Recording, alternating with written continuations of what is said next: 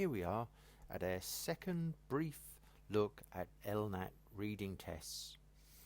If you remember, in our first look we considered our first principle, which asks us to recognize that the key term would cover our answer options, but our specific option would be signaled by the modifier, and here it was the use of the word actual.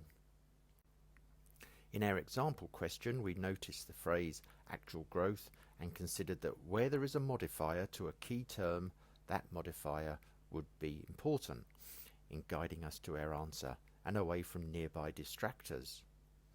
We labelled this modifier non-redundant to show that it had a very real part to play. In this particular question, we looked through the text for the items mentioned in A to E and checked if such reference was to growth, which was actual, that is growth which has taken place or otherwise. We discovered that the answer took the form of a prediction statement covering option E. Moving on, our next principle, principle 2, this one looks to essential reference, and by reference here I mean a word that helps frame or create a context, just in the way that here, there, now, today, etc. do.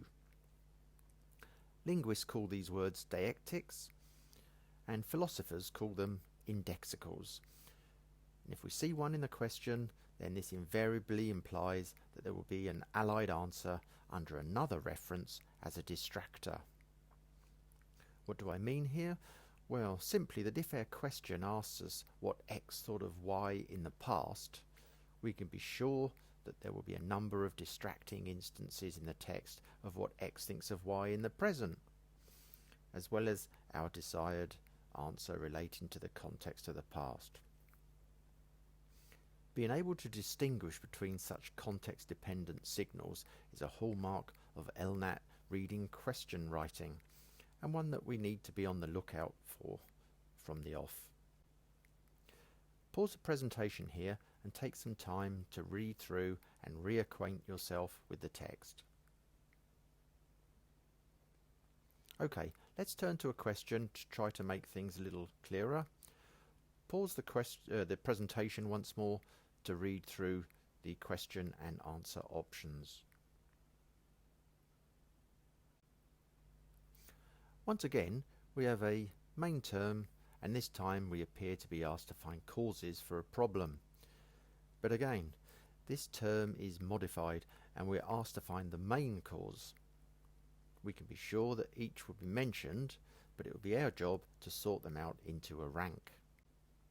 So let's hunt through the text for reference to the answer options A to E and remind ourselves of these options. Well, we seem to have found reference to India, and this points to very low car usage. So we can cross this one off from our list. And in the same paragraph there's reference to the great amount of car usage in the West, but with slightly lower rates of usage in Europe than in the US. Thus we can cross off D as the main cause. The next paragraph refers to China and states that China will have more cars in the US within 25 years. And this is where we need to be careful, as this is where our distractor comes in.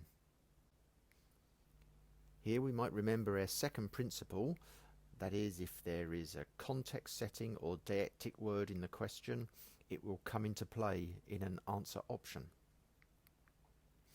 We will notice that our question asks us for the current main cause rather than a prediction of the situation 25 years in the future. And as such, we can cross off E on the grounds of it not being today's main cause, although it may be in the future. A similar situation occurs in the paragraph that makes mention of the car fleets of Brazil, Indonesia, South Africa and Nigeria. But if we remember the directing context word, we'll see that these markets are growing and not the current case required by the use of today in the question. and so we can cross off A as well. And that just leaves us with B. And we can be sure of that as the size of the US car market is directly referred to in the text, all other markets being as nothing in comparison with the size of that in the West, with US being the largest. And this message is reiterated at other points within the text. Okay, so our first principle asks us to recognize that the key item would cover our answer options, but our specific option would be signaled by the modifier, which was non-redundant. And our second principle asked us to recognize that the key term would be qualified by a context setting item, here a deictic of time, namely today. Our answer options would cover all options once more, but our specific option would be distinguished by its compliance with the word today. In our next short video on LNAT reading, we will look at the thorny problem set by the common question type asking you to identify the fact status of statement within a reading text.